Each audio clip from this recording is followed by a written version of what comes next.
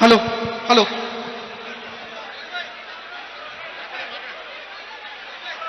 వేదిక మీద ఉన్న గౌరవనీయులు ముఖ్యమంత్రి రేవంత్ రెడ్డి గారికి, టీపీసీసీ అధ్యక్షుడు మహేష్ కుమార్ గౌడ్ గారికి, ఉప ముఖ్యమంత్రి భట్టి గారికి, తెలంగాణ ఇన్ఛార్జ్ మీనాక్షి నటరాజన్ గారికి,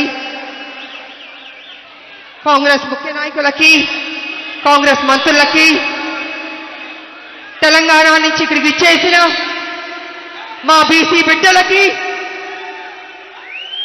కాంగ్రెస్ కార్యకర్తలకి, మీడియా సోదరులకి అందరికీ నమస్కారం తెలియజేసుకుంటున్నాను. ఇవాళ ఢిల్లీలో జంతర్ మంతర్ దగ్గర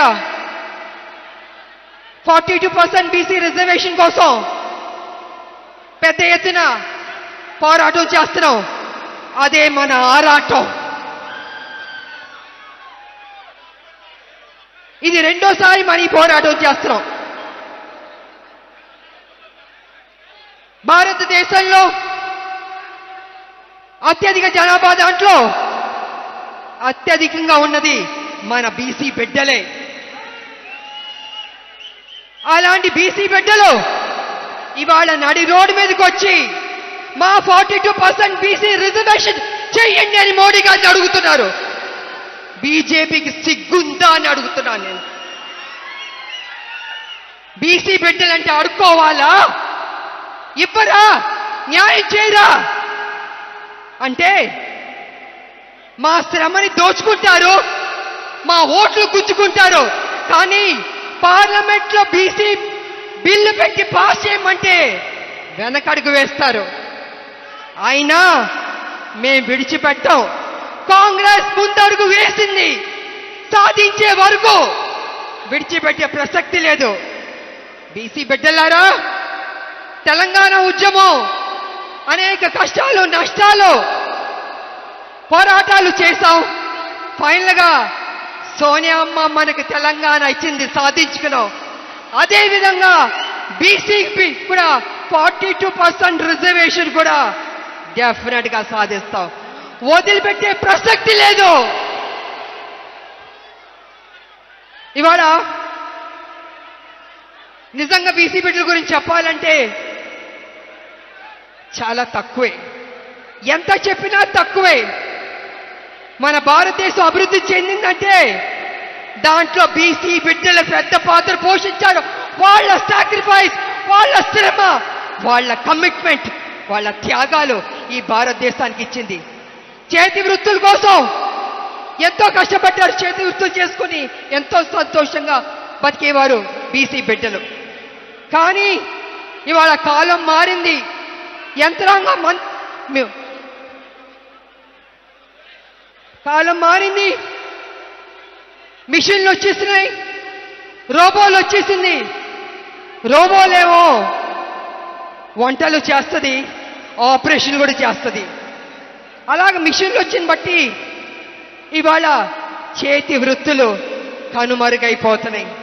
మరి చేతి వృత్తులు కనుమరుగైపోతే వాళ్ళు ఏ రకంగా బతుకుతారు, ఏ రకంగా ముందుకెళ్తారు, సమాజంలో ఏ రకంగా పైకి వస్తారు? కాబట్టి రాహుల్ గాంధీ గారు జోడో యాత్రలో అనేక రాష్ట్రాల్లో ప్రజల్ని చూశారు, కలిశారు, మాట్లాడారు, వాళ్ళ సమస్యల్ని తెలుసుకున్నారు. ఆ తర్వాత ఒక నిర్ణయానికి వచ్చారు. కోలాగానా చెయ్యాలి అనుకున్నారు. తెలంగాణలో ఉన్న మన కాంగ్రెస్ ప్రభుత్వానికి, మన ముఖ్యమంత్రి గారికి కోలాగానా చెయ్యండి అన్నారు. అదేవిధంగా మన కాంగ్రెస్ ప్రభుత్వం సర్వేలు చేసింది, పద్ధతిగా కోలాగానా చేసి అపోజిషన్లో ఉన్న అన్ని పార్టీల్ని సలహాలు తీసుకుంది, సూచనలు తీసుకుని ఆమోదం తెలిపింది. అన్ని చేశారు పక్కడబందీగా. ఆ తర్వాత గవర్నర్కి పంపించారు, కేంద్రానికి పంపించారు. ఫైనల్ గా రాష్ట్రపతి గారి దగ్గరికి వెళ్ళాలి, ఆమోద ముద్ర పొందాలి. ఈ రకంగా ఒక ప్రాసెస్. కానీ ఇవాళ బీజేపీ వెనక అడుగు వేస్తుంది, మెలికెళ్ళి తిప్పుతుంది. నేను బీజేపీని, మోడీ గారిని ఒక విషయం అడగదలుచుకున్నాను. మోడీ గారు ఆ మధ్య జమినీ ఎన్నికలు చేద్దామని చెప్పారు. కానీ అపోజిషన్ వాళ్ళు జమినీ ఎన్నికలు చేయకూడదని భారతదేశంలో ఉన్న అపోజిషన్ లీడర్లు అందరూ పార్టీలు చెప్పాయి. కానీ మోడీ గారు ఏమన్నారంటే లేదు జమినీ ఎన్నికలు నిర్వహించి తీరుతాం అని మొండు పట్టుబట్టారు. మరి మోడీ గారు జమినీ ఎన్నికలకి మీరు చూపించే శ్రద్ధ కొంచెం మా 42% బీసీ రిజర్వేషన్ మీద కూడా చూపిస్తే బీసీలకి న్యాయం చేసిన వారు అవుతారు కదా అని నేను మోడీ గారిని అడుగుతున్నాను. ఇది కాకుండా మళ్ళీ ఒక మెలిగి పెడుతున్నారు. ఏంటంటే పార్లమెంట్లోకి ఒకవేళ బీసీ బిల్లు 42% బీసీ బిల్లు తీసుకొచ్చి ఆమోదం పొందితే న్యాయపరమైన చిక్కులు వస్తాయని అంటున్నారు. నిజంగా న్యాయపరమైన చిక్కులు ఉంటే మరి ఈ బీసీ రిజర్వేషన్ ఎలా అమలు చేశారు మోడీ గారు నేను అడుగుతున్నా. నేను అది అమలు చేసినప్పుడు 42% బీసీ రిజర్వేషన్ ఎందుకు చేయలేరు అంటే మీకు చిత్తశుద్ధి లేదు, చెయ్యాలని లేదు. మీరు బీసీ చెప్పుకుంటారు, ఇవాళ నడి రోడ్డున మీ హైదరాబాద్ కాదు ఢిల్లీలో మా బీసీలకి న్యాయం చేయడానికి గొంతెత్తి అరుస్తుంటే పట్టించుకోరా మోడీ గారు? మీరేం చేయదలుచుకున్నారు? మీరు బీసీలకి న్యాయం చేస్తారా లేదా అని ఇప్పుడు తెలిసిపోద్ది. బీసీలు అయ్యా మోడీ గారు మీరు ఏదైతే కుర్చీలో కూర్చున్నారో ఆ కుర్చీ తయారు చేసింది బీసీలే, ఆ కుర్చీలో నాయకులు కూర్చోబెట్టింది బీసీలే, కానీ వాళ్ళు బీసీలు అవమానిస్తున్నారు. దేవుడు గుళ్ళో దేవుడు ఉన్నాడే చెక్కబట్టిందే అది ఎవరు చేశారు? మన బీసీలు కాదా? అన్నం పెట్టే బీసీలకు అన్నం పెడతారా? ఆలోచించుకోండి మోడీ గారు. కాంగ్రెస్ పార్టీ ముందడుగు వేసింది, రాహుల్ గాంధీ గారు పట్టుబట్టారు బీసీకి న్యాయం చేయాలనేసి. ఆ బీసీ బిల్లు పాస్ అవ్వాల్సిందే.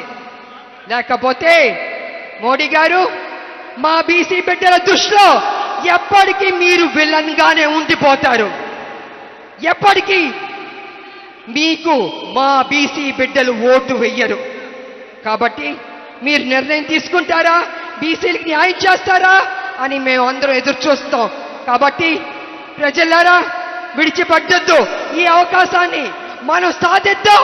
తెలంగాణ సాధించినట్టే బీసీ 42% రిజర్వేషన్ కూడా సాధిద్దామని తెలియజేసుకుంటూ జై కాంగ్రెస్.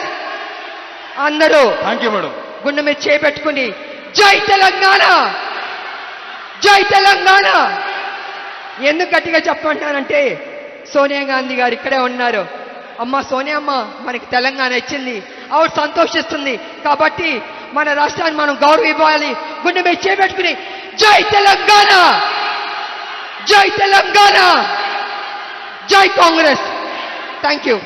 మరొకసారి ప్రణీతి షిండే గారు విల్ స్పీక్ నౌ ప్లీజ్.